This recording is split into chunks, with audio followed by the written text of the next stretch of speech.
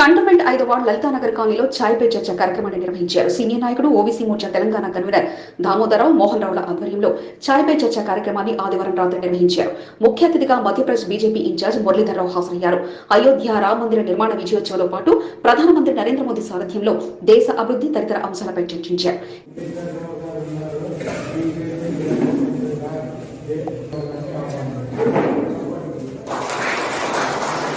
కేంద్ర ప్రభుత్వ సంక్షేమ పథకాలను ప్రజలు సద్వినియోగం చేసుకోవాలని మురళీధర్రావు సూచించారు. చాయ్ పే చర్చ కార్యక్రమంలో భాగంగా కంటోన్మెంట్ కు చెందిన పలు సమస్యలను కాలనీవాసులు మురళీధర్రావు దృష్టికి తీసుకెళ్లారు.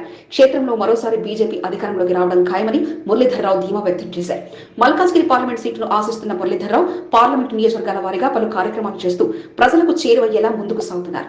కార్యక్రమానికి హాజరైన మురళీధర్రావుకు 2200 సంవత్సరాల నాటి పురాతన శాతవాహన నాణ్యాన్ని మురళీధర్రావుకు సీనియర్ నాయకుడు మూషం దామోదరరావు బహుకరించారు. చాయ్ పే చర్చ కార్యక్రమానికి హాజరైన మురళీధర్రావును ఆయన ఘనంగా సన్మానించారు.